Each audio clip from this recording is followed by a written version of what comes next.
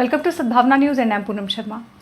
केंद्र सरकार OBC list पर राज्यों की शक्ति को बहाल करने के लिए संसद में एक कानून लाने पर विचार कर रही है।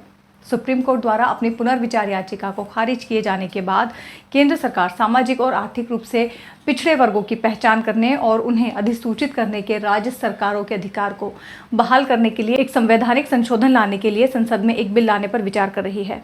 बता दें कि गुरुवार को सुप्रीम कोर्ट ने केंद्र सरकार की उस रिव्यू याचिका को खारिज कर दिया जिसमें सरकार ने कोर्ट के 5 मई के आरक्षण मामले में दिए फैसले पर दोबारा विचार करने को कहा था। मीडिया रिपोर्ट्स के मुताबिक केंद्र सरकार जल्द ही इस मुद्दे पर राजनीतिक परामर्श शुरू करेगा, जिसका न केवल महत्वपूर्ण राजनीतिक प्रभाव है बल्कि संघीय ढांचे पर भी इसका गहरा असर है।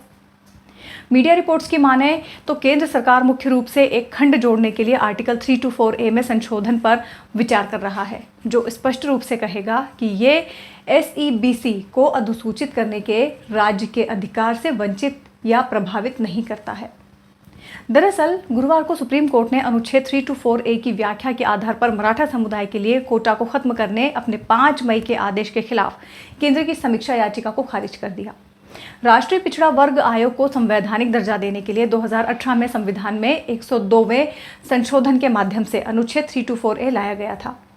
सुप्रीम कोर्ट ने 3-2 के बहुमत से 102वें संशोधन को सही ठहराया था।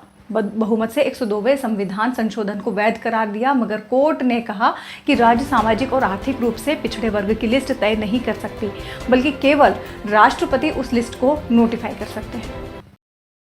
Powered by Arthros Clinic, a dedicated center for arthroscopy and sports injuries.